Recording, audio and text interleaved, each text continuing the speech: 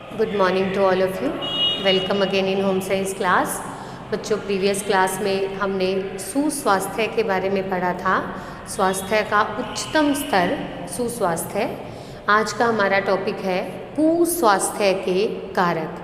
कुस्वास्थ्य मतलब स्वास्थ्य का स्तर जब नीचे गिर जाता है तब वो कुस्वास्थ्य कहलाता है।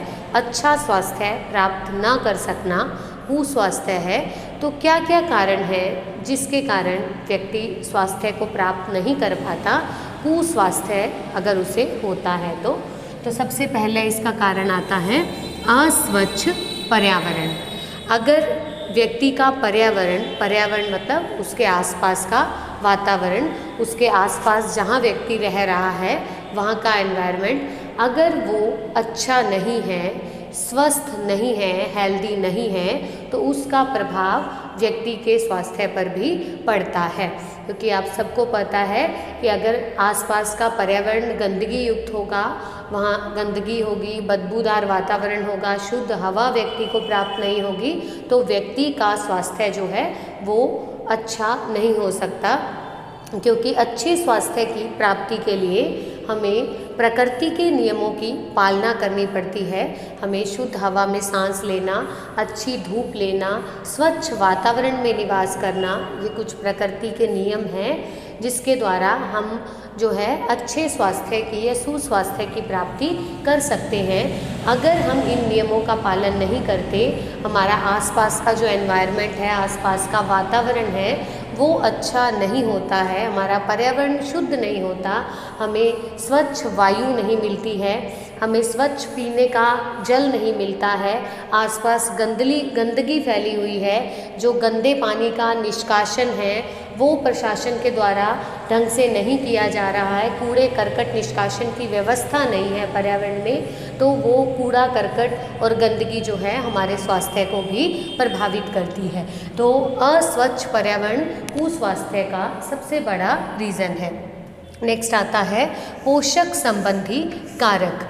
पोषक संबंधी कारक का मतलब अच्छा आहार ना मिल पाने के कारण भी व्यक्ति जो है कुस्वास्थ्य को प्राप्त करता है।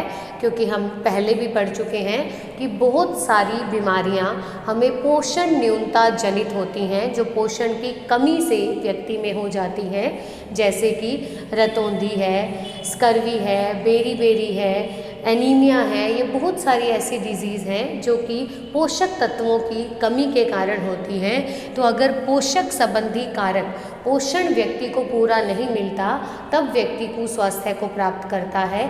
इसके अलावा अति पोषण भी इसका एक रीज़न बन सकता है, क्योंकि अति पोषण के कारण व्यक्ति को मोटापा हो जाता है और मोटापा बहुत सारी बीमारियों को लेकर आता है, जैसे कि मधुमेह, हृदय संबंधी रोग हो गए, उच्च रक्तचाप है। ये सभी बीमारियां मोटापे के कारण होती हैं। तो पोषण संबंधी अज्ञानता के कारण भी व्यक्ति जो है वो कुस्वास्थ्य को प्राप्त करता है। नेक्स्ट आता है सामाजिक कारक। मानव सामाजिक प्राणी है, समाज में रहता है, तो हमारे कुछ सामाजिक कारक भी ऐसे हैं जो कि हमारे स्वास्थ्य के स्तर को नीचे गिराते हैं।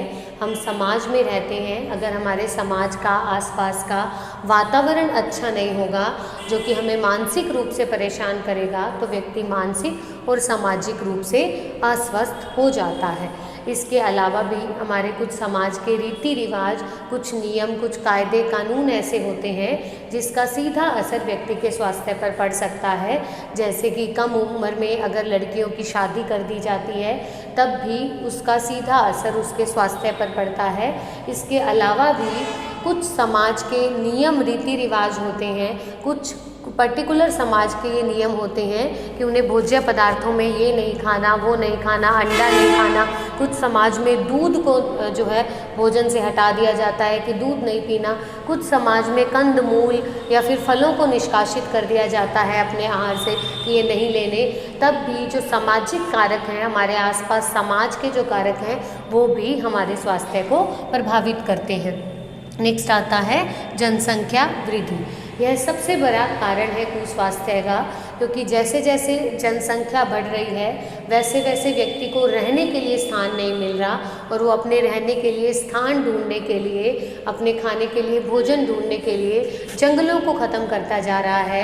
आबादी जो है छोटी छोटी जगहों पर घनी आबादी रहने लग गई है, जिसके कारण स्लम एरियाज़ बढ़ने लग गए हैं कि छोटी जगह पर बहुत सारे लोग रहते हैं, जिसके कारण व्यक्ति को बहुत सारी बीमारियां हो जाती हैं।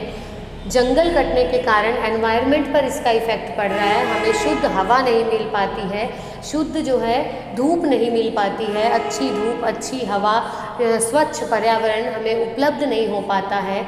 जनसंख्या वृद्धि के कारण अगर एक घर में बहुत सारे बच्चे हैं, परिवार बड़ा है, तो उनको पर्याप्त भोजन की प्राप्ति नहीं हो पाती है।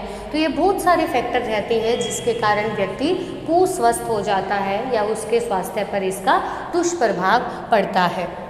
नेक्स्ट आता है घटता जीवन मूल्य एवं जीवन स्तर। व्यक्ति के जीवन मूल्य और जीवन स्तर घट रहा है। डे बाय डे हम देखते हैं कि एक मानव, एक व्यक्ति जो है वो पैसे का मूल्य उसके लाइफ में बढ़ता जा रहा है। पैसे की प्राप्ति के लिए, धन की प्राप्ति के लिए व्यक्ति जो है वो गलत कार्य भी करने लग जाता है। तो इस वजह से समाज में जो है चोरी, डकैती, मद्यपान, शराब पीना, जो है यौन समस्याएं हैं, ये सब बढ़ती जा रही हैं, जिसके कारण व्यक्ति का जीवन मूल्य घट रहा है। और ये घटता जीवन मूल्य व्यक्ति को सामाजिक और मानसिक रूप से परेशान कर देता है। साथ ही शराब पीने, जुआ खेलने, मद्यपान से कुछ शारीरिक बीमारियां भी साथ साथ व्यक्ति को होने लग जाती हैं। जीवन मूल्य कम होने के कारण व्यक्ति में मुख्य रूप से जो है वो मानसिक और सामाजिक रोग देखने को मिलते हैं। आज हर दूसरे घर में एक व्यक्ति जो है वो तनाव, चिंता, डिप्रेशन से ग्रसित है। उसका सबसे बड़ा जीवन है कि व्यक्ति की जो लाइफ है, व्यक्ति का जो जीवन है, उसमें नैतिक मूल्यों की कमी होना, अच्छे संस्कारों की कमी होना, सकारात्मक सोच की कमी होना, इसके अलावा व्यक्ति जो है धन की होड़ में गलत रास्ते पर जाता है, जिसका उसके ऊपर मानसिक प्रभाव पड़ता है और व्यक्ति तनाव और डिप्रेशन में चला जाता है। तो बहुत सारे मानसिक रोग जो हैं वो हमारे जीवन मूल्य, नैतिक मूल्यों के पतन के कारण हमारे अंदर समाहित होते जा रहे हैं। तो ये मुख्य रीजन थे, मुख्य कारक थे कुस्वास्थ्य के, जिसके कारण व्यक्ति अच्छे स्वास्थ्य को प्राप्त नहीं कर पाता है। तो नेक्स्ट क्लास में हम नेक्स्ट टॉपिक स्वास्थ्य पर योग प्राणायाम का क्या असर पड़ता है उसके बारे में करेंगे। Thank you.